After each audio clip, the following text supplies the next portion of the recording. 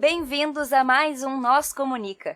Esse é o quadro de episódios rápidos, curtinhos, com conteúdos diversos produzidos pelas nutricionistas colaboradoras para trazer cada vez mais conhecimento e reflexão para vocês. Quer ver algum assunto por aqui? Manda pra gente. A gente está em todas as redes sociais, como Nós a Nutrição, Nós com Z. Seguimos agora com a nutricionista Marina Seade. Compostos bioativos são, como o próprio nome diz, compostos presentes nos alimentos que têm algum efeito sobre a saúde humana. Essa definição é realmente bem ampla e por isso engloba um monte de coisa. Desde compostos fenólicos, como os flavonoides, até carotenoides, tocoferóis, fitoesteróis, a lista é grande. Todos esses compostos estão presentes em quantidades variadas nos nossos alimentos, portanto, a alimentação deve ser a maior fonte desses compostos. Digo isso porque todo mundo conhece aquele amigo que gosta de encapsular tudo e consumir tudo como um medicamento. Mas nós, nutricionistas, precisamos lembrar que a nossa ferramenta de trabalho principal é o alimento. Portanto, orientar uma alimentação variada sempre deve ser o foco principal. Até porque, como vamos discutir daqui para frente, quando falamos do benefício desses compostos para a saúde humana, estamos falando em efeitos cumulativos e alguns efeitos indiretos. Muito bem, para que servem esses compostos? Quando a gente isola algum composto de algum alimento e estuda os efeitos gerados por ele, geralmente se evidencia um efeito antioxidante e anti-inflamatório. O efeito antioxidante, em muitos casos, existe porque muitos dos compostos bioativos têm anéis aromáticos na estrutura. E essa estrutura pode agir neutralizando espécies reativas produzidas no corpo, trabalhando para manter um equilíbrio entre a produção e a neutralização, para que não se instale um quadro de estresse oxidativo, por exemplo. E o efeito anti-inflamatório geralmente se dá pela interação desses compostos com moléculas envolvidas na resposta inflamatória, desde fatores de transcrição até citocinas inflamatórias. Alguns desses compostos são gerados nos alimentos para proteger a própria planta.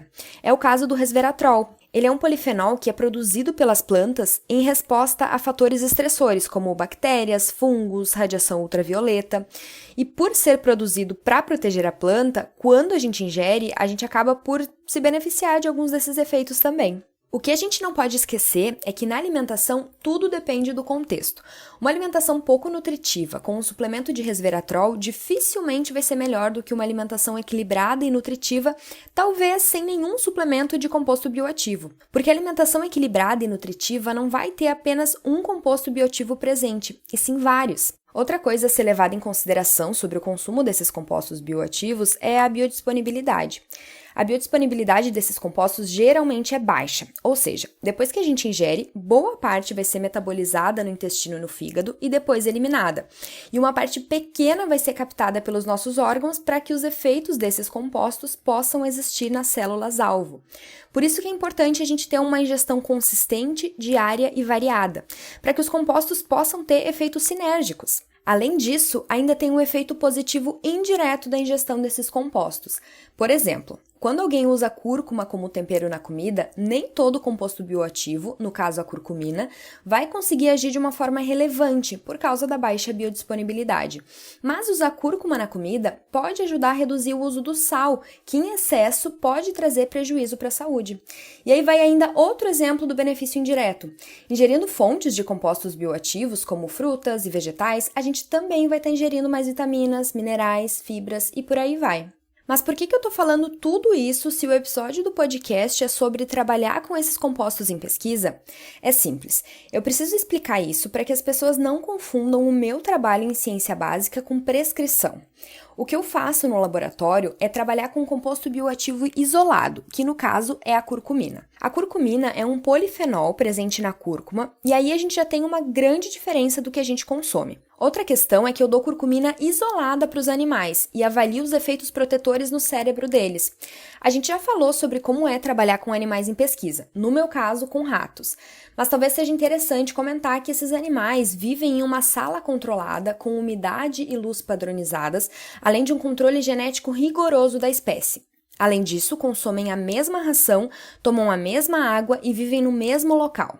Eles são um bom modelo para algumas comparações com humanos, mas não são iguais a nós. Pense no sistema imune de um rato. nas coisas que ele vai entrar em contato ao longo da vida. Agora pensa na gente, humanos. Desde que a gente nasce, a gente conhece diversos locais, passeia no parque, convive com muita gente. Nosso sistema imune vai ser diferente, portanto, a gente vai reagir a muitas coisas de forma diferente. É uma das coisas que nos torna únicos e variáveis, enquanto que os animais são mais homogêneos e padronizados. Portanto, a gente não pode usar dados de pesquisa básica para fazer extrapolações simplistas, ou seja, dizer que o que aconteceu nas células ou nos animais vai acontecer na gente da mesma magnitude é equivocado. Os estudos em ciência básica, eles servem para gerar hipóteses, testar teorias, elucidar mecanismos, para que talvez futuramente sejam aplicados na clínica. Estudar os efeitos dos compostos bioativos isolados, tanto na prevenção quanto no tratamento de doenças, faz parte de compreender melhor nossos alimentos e como nosso corpo reage a eles. Gerar conhecimento pelo conhecimento, o que pode vir a ser aplicado. Prova disso é o fato de que alguns medicamentos são gerados a partir de moléculas isoladas de algum alimento e depois modificadas para ter maior especificidade e eficácia no tratamento de doenças.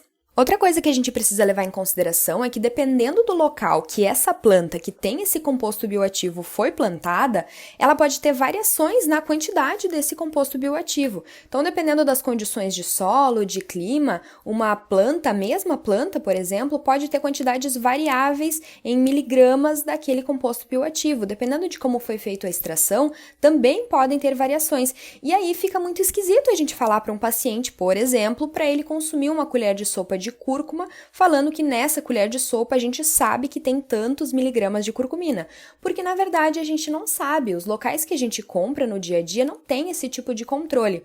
E por isso, o meu recado final é: nutricionista, não medicalize a nutrição. Não saia prescrevendo compostos bioativos em cápsulas ou com posologias aleatórias, sendo que as maiores fontes estão no prato de comida. Não use ensaios in vitro ou in vivo para justificar manipulados caríssimos em um tratamento nutricional insustentável. Entenda o que o estudo que você está lendo quer investigar e pense se sua conclusão não está sendo precipitada. Eu, Marina, como pesquisadora, não gostaria de ver um artigo meu sendo citado para esse tipo de uso, porque, como cientista de pesquisa básica, sei que existe um longo caminho entre a compreensão da molécula e o seu uso prático na clínica como medicamento. É isso aí, pessoal. Vocês ficaram com mais um Nós Comunica. Se vocês querem entrar em contato conosco, vocês nos encontram em todas as redes sociais por @nozdanutrição, nós com Z, ou vocês podem mandar um e-mail para contato@nozdanutrição.com.br. Vocês podem falar conosco ou falar com as Nutris colaboradoras que estão produzindo esse conteúdo sensacional. Entre em contato conosco. Vamos lá. Abraço. Tchau, tchau.